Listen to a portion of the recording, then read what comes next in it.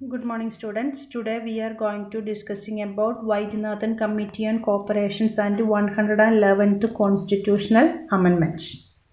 Firstly, Vaidyanathan Committee on Corporation. In 2004, Professor Vaidyanathan as the chairman constituted a task force to study the problem of cooperative banking, especially the qualitative aspect of lending. In 2005 September, central government has seriously considered the report of the Vaidyanathan Committee and seek the opinion from the state governments. Cooperation being a state subject decided to implement the recommendations as and when the state government signs the Memorandum of Understanding on the above aspects.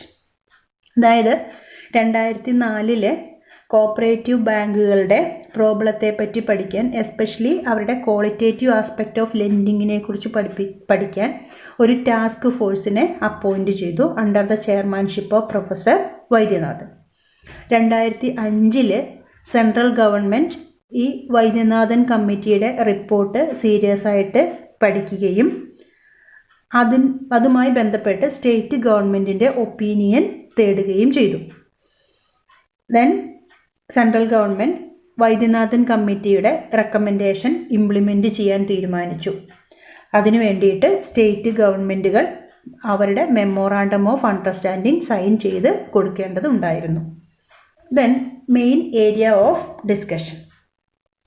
The report of Vaidyanathan Committee discussed the following: the present condition of the cooperative sector, managerial aspect of short-term lending institution, economic renovation, the eligibility criteria of cooperative society for financial assistance, capital contribution of government, technical assistance of societies, application of regulatory laws, innovations in cooperative lending, and stage-by-stage three-tier restructuring process.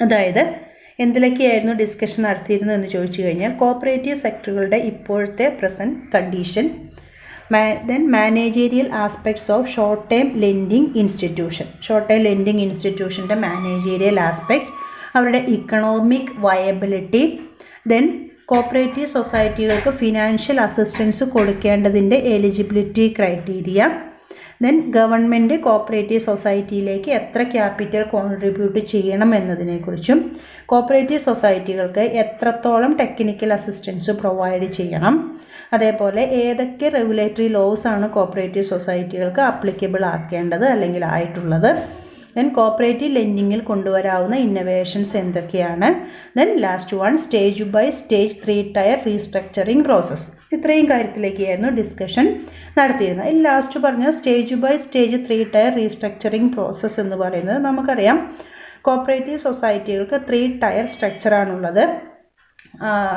Under the bottom level there is primary cooperative societies, then at the middle level there is central cooperative societies, that is all primary cooperative societies are affiliated to the central cooperative societies, and at the bottom level there is apex cooperative societies, all central cooperative societies are affiliated to the apex cooperative societies.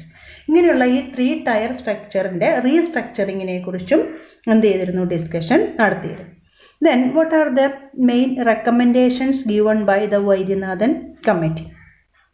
The Vaidyanathan Committee had conducted serious discussions on the above aspects of cooperation and provide the following recommendations.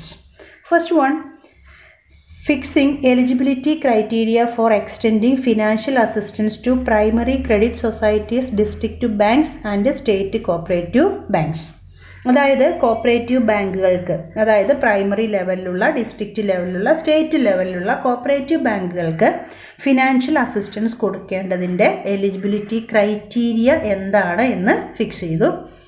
Second one, to reduce the share capital contribution of the state government and thereby decrease the government representation in the director board.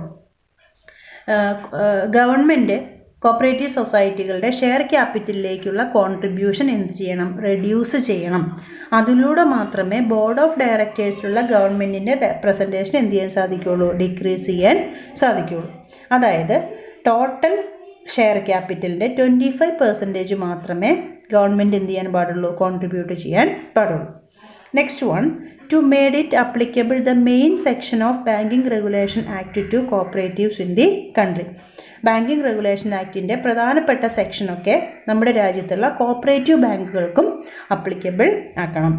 Next, prohibition of using the term bank, banker and banking with the name of non banking cooperative institution.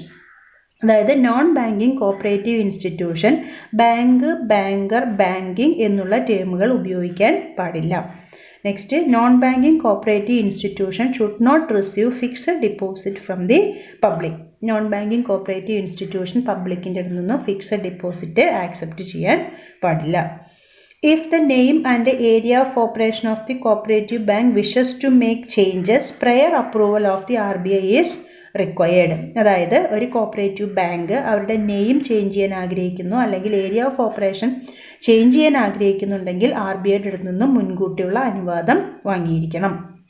Next, managing committee of cooperative society consist of at least 3 persons from banking, law or management knowledge and experience.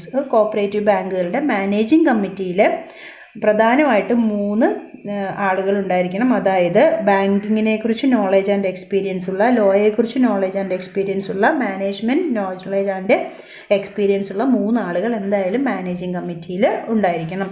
Next one, the prudential norms of the RBI should be made it applicable to cooperatives in matter of receiving deposit, lending money and investment of funds.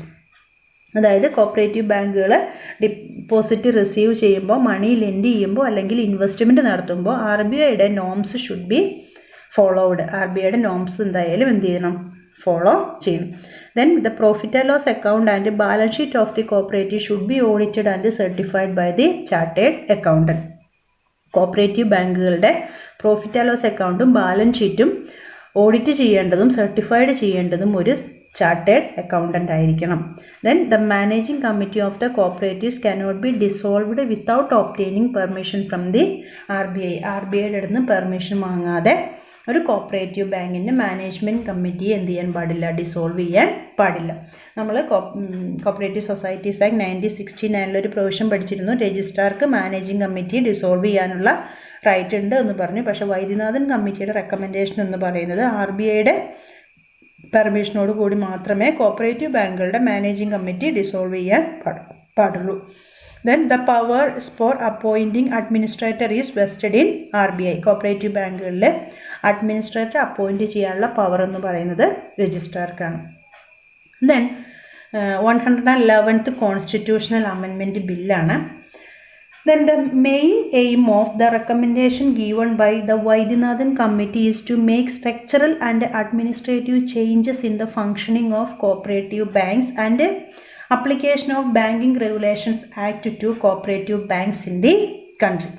എന്തായിരുന്നു വൈദ്യനാഥൻ കമ്മിറ്റിയുടെ നൽകിയ റെക്കമെൻഡേഷൻ്റെ പ്രധാനപ്പെട്ട aim എന്ന് ചോദിച്ചു കഴിഞ്ഞാൽ, cooperative സൊസൈറ്റികളുടെ ഫങ്ഷനിങ്ങിൽ structural and administrative change കൊണ്ടുവരിക, അതേപോലെ തന്നെ ബാങ്കിങ് റെഗുലേഷൻ ആക്ട് എല്ലാ കോപ്പറേറ്റീവ് ബാങ്കുകൾക്കും അപ്ലിക്കബിൾ ആക്കുക എന്നുള്ളതായിരുന്നു പ്രധാനപ്പെട്ട ഒബ്ജക്റ്റീവ് എന്ന് പറയുന്നത്. Then the report of Vaidyanathan committee is presented in the Lok Sabha in 2011 and passed in 28 December 2011. ഈ വൈദ്യനാഥൻ കമ്മിറ്റിയുടെ ഈ റിപ്പോർട്ട് 2011 ലോക്സഭയിൽ പ്രസൻറ്റ് ചെയ്യുകയും December 28 അത് പാസ്സാവുകയും ചെയ്തു.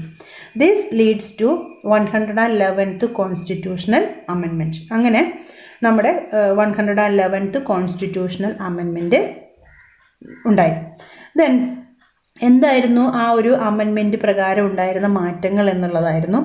അതിൽ ഫസ്റ്റ് വൺ പറയുന്നത്, the essence of the bill is to give supreme power to the general body. അതായത് ആ ഒരു ബില്ല് പ്രകാരം ജനറൽ ബോഡിക്കായിരുന്നു സുപ്രീം പവർ ഉണ്ടായിരുന്നത്. General body means all members of the cooperative society. എല്ലാ മെമ്പേഴ്സും അടങ്ങുന്നതാണ് ജനറൽ ബോഡി എന്ന് പറയുന്നത്. ആ ജനറൽ ബോഡി ആയിരുന്നു ഏതെന്ന് പറയുന്നത്? സുപ്രീം അതോറിറ്റി എന്ന് പറയുന്നത്. അടുത്തതായിട്ട് പറയുന്നത്, ഈ ഒരു ബില്ലിൻ്റെ പ്രധാനപ്പെട്ട ഒരു ഇൻസിഡൻറ്റ് എന്ന് പറയുന്നത്, cooperative movement in the country become autonomous, democratic and professional management institution. നമ്മുടെ രാജ്യത്തുള്ള കോപ്പറേറ്റീവ് മൂവ്മെൻറ്റുകളെ അല്ലെങ്കിൽ കോപ്പറേറ്റീവ് സൊസൈറ്റികളെ ഓട്ടോണമസ് ഓർഗനൈസേഷനായിട്ട് അല്ലെങ്കിൽ ഡെമോക്രാറ്റിക് ഓർഗനൈസേഷനായിട്ട് പ്രൊഫഷണൽ മാനേജ്മെൻറ്റ് ഇൻസ്റ്റിറ്റ്യൂഷനായിട്ട് അതിനെ എന്ത് ചെയ്തു, കൺസിഡർ ചെയ്തു. Then there are certain restrictions in the total number of managing committee members and preventing the dissolution of managing committee due to political reason. അടുത്തത് ആ ഒരു ബില്ല് പ്രകാരം മാനേജിങ് കമ്മിറ്റിയിലെ മെമ്പേഴ്സിൻ്റെ കാര്യത്തിൽ സർട്ടേൺ റെസ്ട്രിക്ഷൻ കൊണ്ടുവന്നു. അതായത് നമ്മൾ പറഞ്ഞു മാനേജിങ് കമ്മിറ്റിയിൽ 3 ആളുകൾ നിർബന്ധമായിട്ട് ഉണ്ടായിരിക്കണം. ഒന്ന് ലോ ഫീൽഡിൽ നിന്നുള്ള, ബാങ്കിങ് ഫീൽഡിൽ നിന്നുള്ള, മാനേജ്മെൻറ്റ് ഫീൽഡിൽ നിന്ന് 3 ആളുകൾ ഉണ്ടായിരിക്കണം. അങ്ങനെ സർട്ടേൺ റെസ്ട്രിക്ഷൻ കൊണ്ടുവന്നു. അതേപോലെ തന്നെ പൊളിറ്റിക്കൽ റീസൺ കൊണ്ട് മാനേജിങ് കമ്മിറ്റി എന്ത് ചെയ്യാൻ പാടില്ല, ഡിസോൾവ് ചെയ്യാൻ പാടില്ല. Then the bill also provide for the appointment of professional auditor to check the books and accounts of the cooperative societies. Cooperative സൊസൈറ്റികളുടെ ബുക്സ് ആൻഡ് അക്കൗണ്ട്സ് ഓഡിറ്റ് ചെയ്യേണ്ടത് ഒരു professional auditor ആയിരിക്കണം, അല്ലെങ്കിൽ ഒരു പ്രൊഫഷണൽ ഓഡിറ്ററെ അതിനുവേണ്ടി അപ്പോയിൻറ്റ് ചെയ്തിരിക്കണം എന്നുള്ള കാര്യവും ആ ബില്ലിൽ പ്രത്യേകം പരാമർശിച്ചിരുന്നു. Then most of the recommendation of Vaidyanathan committee are implemented through 111th constitutional amendments. ഈ പറയുന്ന 111th കോൺസ്റ്റിറ്റ്യൂഷണൽ അമെൻമെൻറ്റിലൂടെ നമ്മൾ പറഞ്ഞ വൈദ്യനാഥൻ കമ്മിറ്റിയുടെ മിക്ക റെക്കമെൻഡേഷനും ഗവൺമെൻറ് എന്ത് ചെയ്തു, ഇംപ്ലിമെൻറ്റ് ചെയ്തു. Then thank you.